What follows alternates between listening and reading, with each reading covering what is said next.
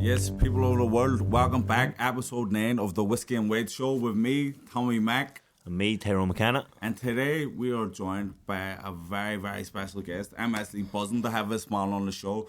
Entrepreneur, businessman, motivator, mentor, hardest working man in the city, the boss of all bosses, Tom Smyth. What's happening? What's happening? You're a busy man, so obviously there's something going on with the world of Tom Smyth. What's happening?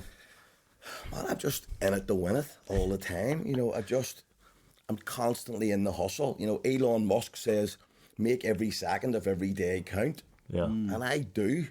Up in the mornings. It's not about motivation. That's what Go ahead. Do you get up at 5 in the morning? No, 4. 4? Yeah. I'm going to show you this morning. Believe Believe you, Tom. That's not just talk shit, right? So let me just show you. Me WhatsApping. So I've WhatsApped about 100 odd people this morning on my mentoring clients. 4 in the morning? So what time will they WhatsApp that, just so you can tell me? Yeah. 4:03. Do you not say something? Do you not some days go, fuck that, 4 in the morning? Yeah, but you know, in this game, in life, you know, as a boxer, you know, do one thing in life is you do everything. You know, if you go to give up in the ring, you're going to get knocked out. But it's like me, if I tap out once, I'll tap out the rest of my life. Yeah. Like I'm sitting here the day with you guys, and I've been sick that day. I threw up in the toilet. And I don't care, I stayed in the office, I pushed all day, and it's about being in the grind all the time. Because if you're showing the universe how bad you want stuff, and you're in that hustle, the next thing, something else turns up. Yeah. So, you know, you either are all in or all out, and I'm all in. It's like a case of you only get back what you put out. So if I could find another second in the day, I'd be working it. But the thing is, I want to give my wife and kids a life of their wildest dreams, including me. I want to leave legacy wealth. Yeah, you know, it's generational wealth. It's generational wealth. But why can I not do it? Of course I'm going to do it. I'm doing it. Yeah. That is a good question, Tom. What time do you go to bed at? The latest is 11 o'clock. I only need about 5 hours sleep. But then, to be real, I didn't wake up that guy. I built that person that has got used the early morning starts. Yeah, so that would bring me to the next question. Like, because I read about you before, and you done an article, I think it was in the Telegraph, and it said you used to work in a tippy when you were a kid. Yeah, so how did you go from being a fellow who worked in a tippy to being, you know, a global businessman, a successful businessman? Well, I just think I'm one of the lads still. I've no airs and graces. I'm one of the troops. Do you know what I mean? So, you know, as a kid, we grew up, and my mum and dad, I'm very lucky, are still alive. They're both 71 years old. Amazing parents I have. But we didn't have much money. But we were very well looked after and loved by my parents, and still are. But, you know, my friends, I've said this many times, my friends were getting all the best of gear from club books and K's catalogue and stuff. And my mum and dad taught us that was a bad thing in the 70s. You know, everybody was broke in Northern Ireland. You probably wouldn't remember because you weren't here. But, you know, so I decided I'm going to make a difference. So I started working myself. So at the age of 10, I worked in a chippy every day after school. And there's times I bought my own football boots, or there's times I simply looked at the money box and went, that's my money. I put that there. And I realised then money gave me that choice. Yeah. Left school on the YTP scheme, became a trainee roofer, ended up having other guys working for me. And then it's just that complete commitment, never saying no to things. So you've always been driven? It's in me 24/7. You know, and I don't know what it is. It's just there all the time. But it seems like you've only blew up the last, I don't know, about 4 years, 5 years. But that's the best thing that you've just said. But people don't see the 30 years before. I'm 48. I've been working my ass off from I was 10. Yeah. Taking it massively serious from I was 18. When I was 18, I bought my first house. Really? So, you know, 30 years. years. Bought his first house there last year. Congratulations. But 30 years of grind from an adult to 48. And then people are like, he's just exploded. They just think it's overnight. It's overnight. Not a chance. But I actually, when I noticed you and who you were, was my friend Meatball Molly, as you know. Summer coach. Yeah. You were a mentor, and I was like, how did he, a Belfast guy, get into mentoring a girl from Liverpool, an MMA star, UFC star, and she's climbing the ranks. She's going from climbing the ranks. She's number one. I know. She's the best female fighter in the world. And she's the people's champion. She is. She's third level educated. She's super intelligent. One of the nicest people I've ever met. She is. And I love her like she's my daughter. I love her dearly. And she inspires me. And that incredible athlete has always been that incredible athlete. Oh, yeah. She simply woke up to realising, hold on, I am this person. And sometimes we all need that. Yeah. And she walked in the shoes of that amazing woman, became that amazing athlete that she was through her mindset, fixed that, has continued to go on to huge wins. She's already won a Madison Square Garden. She's going to knock that girl the fuck clean I seen out. you saying that yesterday. So, you know, she's already done it, but she knows it in her head. Yeah. So did she just find out about you through social media? I reached out to Molly right. through a mutual friend and said, let me get involved. Sometimes the fight game doesn't have much money, as you know, and we've been working with each other the last couple of years, and we've just been on an amazing journey. Our friendship is like that. And Yeah, she speaks highly of us, so. I love her to bits, man. Yeah. I love her to bits. Yeah, she's a legend. She's fucking like we've been messing each other last night, today, and you know when you've got that sick loving feeling in your stomach for somebody, I simply adore her, like. Yeah, she's a legend, but... You first came on my radar, Tom. I was training with Ryan Burnett. Yeah, and he said to me, I want to see this guy, he's coming in after you. I was up doing a podium and I think you were in for the next appointment. He says, this guy, a big, successful businessman, he'd be great for sponsorship. What an amazing what an amazing boxer too. The best. I had this I always have this conversation. Ryan Burnett is the greatest boxer to ever come out of this country, ever. But he'll never get... he'll never get... Excuse purple things happening over here. Unified 2 titles. Yeah. Like... And he's been that way from when he was a kid. He went undefeated. He's an animal in the ring. And one of the nicest guys outside the ring. But he doesn't have the profile that people, the likes of Frampton will have, you know. Yeah. For I don't know why, because he fought all the hardest fights and done it the hard way. But he's been, like yourself, he's been super mentally motivated very from a young age. Ryan had already won before he turned up. Always. His mindset as a kid.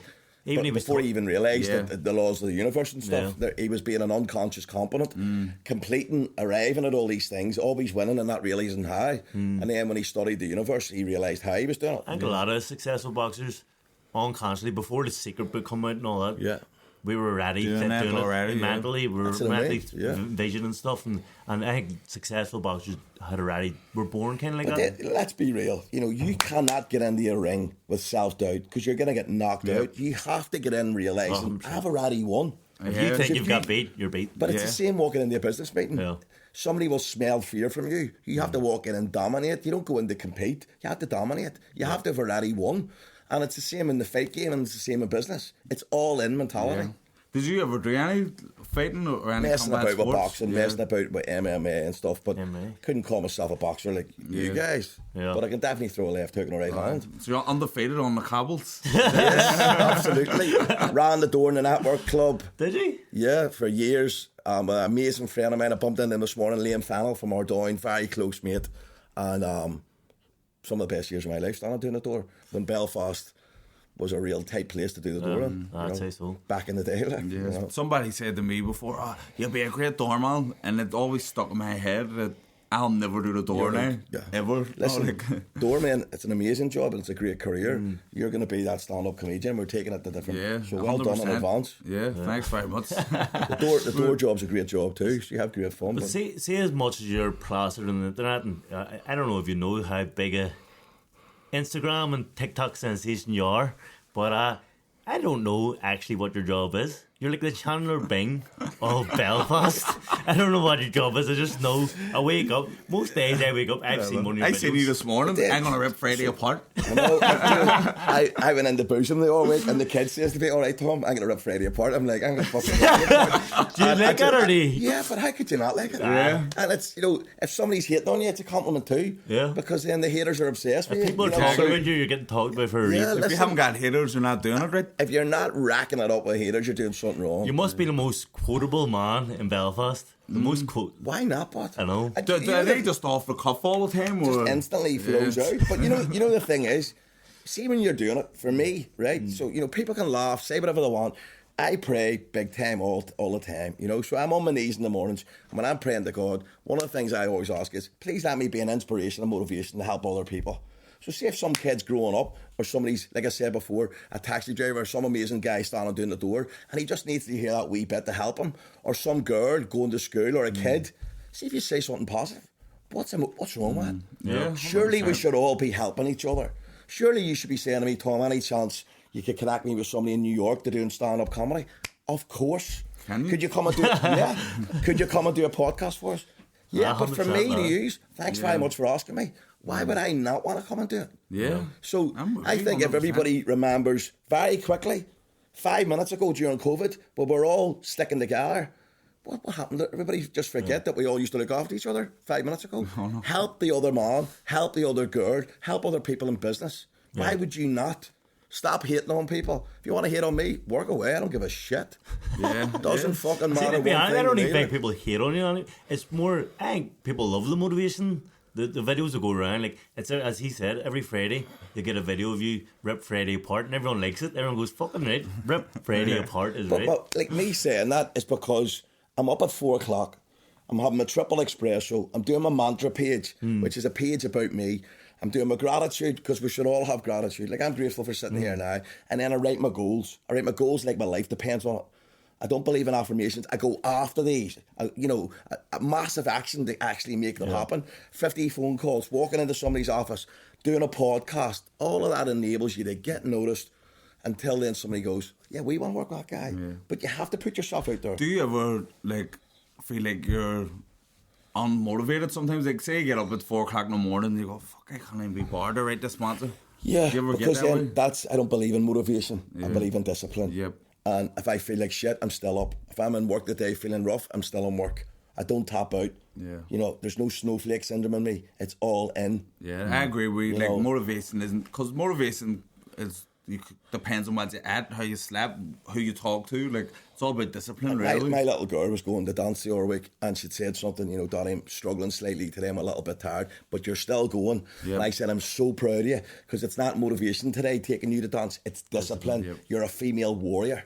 She says, thanks, Dad, but she deserves it. Because most people are like, you know something, I gotta take a day off. Like, I'm a managing director of X amount of businesses. I could be in bed now feeling sorry for myself because I feel sick. So what? Step up, drink more water. I think a lot of people, we're talking about motivation stuff and affirmations and stuff, they read The Secret, right? But they don't actually go out and take, as you say, the massive action. You can think it, but you can't. It's like me right now. So I'll write a goal. I'll write it in the pretense it's already happened. So my brain already thinks that it's happened. Subconsciously, it's done. I'll put a date on it and I'll sign it and I'll write it's done beside it. Yep. But then if it was to do a podcast for you guys, my massive action is a message on LinkedIn, a message on Instagram, follow-up calls, text messages until the engagement starts. Yeah, Tommy, we love you to come. 3:30 on Friday, blah, blah. Yeah, 100% I'm in. The massive action's all the follow-ups, the phone calls, dealing with rejection, self-doubt, not listening to it, having the awareness in your head that you can win every day. But you can't write a goal and think, oh, Lamborghini's going to turn up my house. This is great. Is there any days you don't win? I think even if I lose, I'll win. Yeah. If that makes sense. Maybe it wasn't meant for me. You know, at least trying is winning. And the saying in boxing is, you never lose, you learn. So, yeah, I suppose. Have you seen floating about? I don't know if you've seen the Halloween costume. I heard. Sure, is that not a compliment? It's fucking brilliant. Even last year, somebody sent me a photograph of somebody and they dressed up as me at a Halloween thing. And I just thought, fucking brilliant. Do you know what? I'd love some of the bomb about Tyrone McKenna. Fucking right. Like, it's unbelievable, like, how famous you've become. And you're a businessman. You're not. Listen, man, you became a celebrity. I definitely don't see myself as famous. I'm just somebody putting myself out there, and because of that, I'm attracting more deals, more opportunities. Like I was saying to you, next week, I became very good friends with Tyrone, the film director. I'm on set in London. I've been writing a goal. I've turned it into reality. I've got my first acting part in a UK film. It's about, but then those people don't know. What's the film? Let's plug the film. What is the film called? 2 Days of Blood. 2 Days of Blood. So it's from the maker of The Rise of a Foot Soldier. I've watched that. You know, and this will be the first of many. I've been asked to be in, I can't really say what it is, but I've been asked to be in the biggest TV series in the world next year. Serious? As well, as a contestant on a live programme. X Factor? No. He's going to get knocked out. And it's a no from me. But no, so, you know, it's just about putting yourself out there. Yeah. So, why would you, like, my wife says to me all day, what the fuck are you doing next? I'm like, just going to keep going. Do you get much offers for, like, reality TV and stuff? Or? Well, I didn't tell my wife yet. Somebody sent me a message last night, asked me to go on a dating programme, and I went, Dolores will kill me. But then you're getting requests because you've got an omnipresence on social media. You're putting yourself out there. You know, you're mentoring amazing people. People are seeing it and going, We need to get that environment into our office. We need people to get up and go. It's letting people remember how amazing they were before COVID and waking up that fire again inside people. You know, and all that comes from putting out material. People want to work with you, network with you, do business for them, teach them sales training. But you can't be your own best kept secret, because if they don't know about you, how do they pick a phone up? Exactly. 100%. Did your businesses take a hit through COVID, or did you just drive on through COVID? We took a bad hit within the first 2 weeks and lost millions. And then we stopped surviving and started thriving. And Dream Apartments doubled in size. We went from That's right. We went from 250 to 550 apartments. Expanded during a global pandemic. And no one was staying in. And that's why winners win, and nobody was doing it. But then as hotels closed all over the UK, we had the courage to keep doing it. But then what was the massive action? Open in Manchester on the 4th of January in a grade 5 lockdown. For 3 months I walked the streets of Manchester in the 55 live building sites in the rain and the snow, saying, what's your name? Are you the foreman? There's my number. Can you call me when people are arriving in? So then we were getting welders from London, you know, joiners from Cardiff. And within 2 weeks, we filled 120 apartments in a grade 5 lockdown. But that's because I walked the streets like my life depended on it. Because it did. If I wanted that business to fail, I'd have sat in the house and jumped on the COVID boat. But I was actually allowed to travel. I had a pass because we worked in hospitality, where we're providing accommodation for essential workers, construction, Amazon, NHS, those amazing doctors and nurses. We actually got to stay in hotels as well, because we were elite athletes. But, you know, it's all relevant. Yeah. And then when everybody sometimes look back and go, I wish I'd have done that the last 2 years of my life, I didn't miss a beat. I was in it, wrote a book, just cracked on. Did you read a book? Fearless, yeah. Okay. Yeah, that's the thing as well. You must have wrote that. Was that around the time when you were, did it come out when you were working with Burnett, were you? Or, I remember, I wrote about Ryan in the book. Yeah, because I remember him posting about it. I actually wrote because I was so proud of him, writing about that instinct and that survival mode and sleeping in a car because he believed in his dream that much. Yeah. I asked his permission and he said, yeah, I just thought it was so relevant that I needed to write about Ryan. Yeah. Brilliant. And what's the aim? What's Tom Smyth's aim? Is there an ultimate goal? Low key, like global takeover. Low key. We can't be low key. No, listen, just if you need to doorman this stand-up comedians. I'm building apartments and houses all over the UK, taking the mentor to a huge new level, working with more athletes. I don't know if I'll ever meet anybody as amazing as Molly. Yeah. But you know, constantly putting it out there. Tom, fuck's sake. Expanding the hotel business. A next big thing for me is opening rehab clinics. Okay. So, and we're in talks for buying our first building in England. We'll bring one back and open one in Northern Ireland. There's a really big need for it. Yeah. Addiction has been through the roof. It's crazy. So that is actually that's commendable. Like you're doing that because there is a lot of people, especially in our age group, who have become in their early 30s recovering drug addicts or alcoholics, and there's like a stigma of people trying to reach out for help. Well, yeah, and you've just hit the nail on the head. You know, people see rehab as this stigma of darkness and stuff. We want to turn rehab into the light. We're already got celebrities involved that are going to say it's okay to have an addiction. Come to this place. You know, another thing that I've designed that nobody's ever done before. If you go through addiction, you go through a 12-step program. That's part of the whole process. I've formed a thing called the 13th step. So when you leave our clinic, we've got a bespoke mentoring package for you that you can sit at home and watch the videos, the content, so you leave with support. If you're somebody that can afford it, you can then connect on the 13th step with our rehab clinic, and we can mentor that businessman or businesswoman to help them in their recovery instead of just putting them out to the wolves. So, really, you know, it's going to be bespoke, it's going to be different. There's going to be social media campaigns calling all managing directors, if you are struggling with alcohol or drug addiction, come to us. We're here to help, you know, and it's... I think there's a lot of people in sport that of course there is. Because see, once you've got these highs and then you retire, you're just sitting in the house. You're sitting there, you've got money in the bank, all your mates are working, you're alone, you're bored. You go, what are you going to do? You're going gambling, you're going to drinking a lot in the bars, and then next thing you're on drugs, and then of course. And that's why, you know, one of the things I love is a busy diary. My diary's rammed, really rammed. Apart from a Sunday where I just chill and sleep and you know recover. And go Tom Smyth does sleep. On a Sunday, on a Sunday, But you're up on Monday. You're up on Monday at 4 a.m. ripping it apart again. Do you have any experience or any like in your family with addiction or like? Is there a reason why you're going that way with friends and stuff? I just know how bad alcohol can be. You know, I felt it firsthand where alcohol does not agree with me, and I enjoy being sober. And how long have you been sober, sorry? I've been on the journey for 8 years, and now it's my life. You know, it's completely my life. It's my superpower. I love it. I've had my falls like anybody else, but now I eat, sleep, and breathe it. And the big thing for me, people can say what they want, is handing over God. You know, see, when you walk with God, like I might still say fuck. Yeah. So what? But matter. Praying to God and I'm having your back, game changer. Yeah. You know, I agree. Like, what a lovely way to live. Do you find it tough being sober? Not one bit, man. No. You'd offer me a bag with 200 million in it. I do not want it. I'd rather be happy, the grafter, and delivering work every day. You're getting your It's just highs not for me. From the wins, from the success is giving you your high all the time. Why And would, that's a, why, would, that's your why would, a, motivation why to would get a, up. a liquid control you? Yeah. Or why would you feel uncomfortable over a liquid? Really?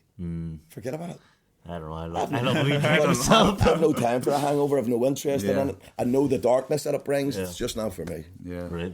And is your missus a sober as well? Everyone around you? But my wife enjoys having a drink, and she can, and she's an amazing It's her woman. choice, and listen, she suits it. She's a happy drunk. You know, and she's You a weren't? beautiful woman. No, it doesn't suit me. Okay.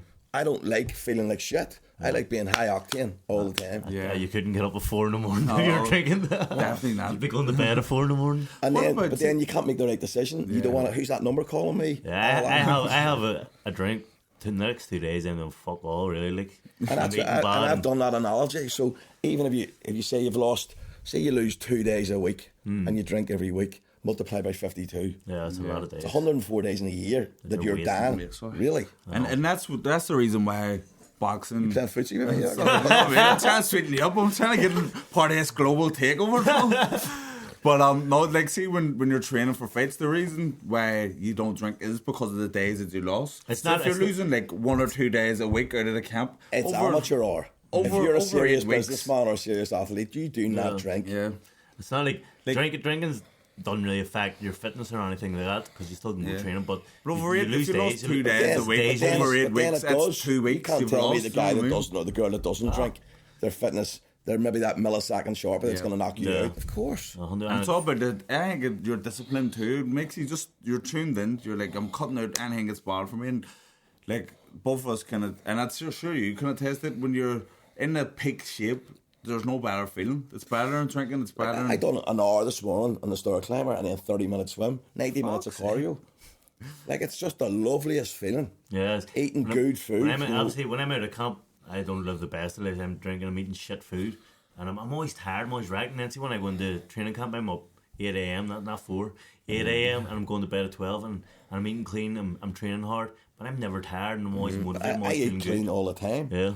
And sometimes I'll have a cheat day on a Sunday, and you feel like shit. Do you? You're eating your sweets and the chocolate, and then you're like, then I'll go into like a sugar coma. Yeah. And you're like, it's whoa. mad how little energy you get when you eat shit. No. It's no good. It's like putting diesel in a Lamborghini. It's the wrong fuel. Yeah, do you know what I mean? 100%. Like when you're in peak condition, I always feel. Normally when we finish the camp, I always go, I'm never drinking again. I'm living like this all year round because you feel so great. But I do. I'm like that all the time. It's the nicest feeling on the planet. It really is. A lot of people don't get to do it because they live for the weekend. It gets to Friday and they want to have a drink because they've worked hard all week, and fair enough, they can do that. But once you're in camp, the way we're in camp, and you've had 10 weeks off it, and but you're in business, you should be in camp every day. You should be hustling. You should be making 100 sales calls. You could be connecting with people on LinkedIn. If you're on Instagram, you shouldn't be looking at nonsense. You should be connecting with somebody who's maybe liked the post, and you're like, are you interested in the mentoring?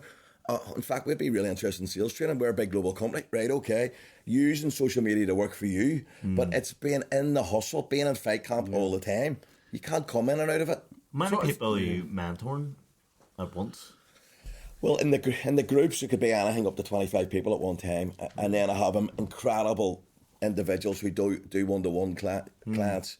Do you have people working like as part of the mentor team, or is it? No, I've got an amazing executive assistant, Carleen, but like I'm the guy who's mentoring you. It's real. Yeah, you know, it's not some dude walking on. Some people plug their mentor, and then turns out you're talking to their mate.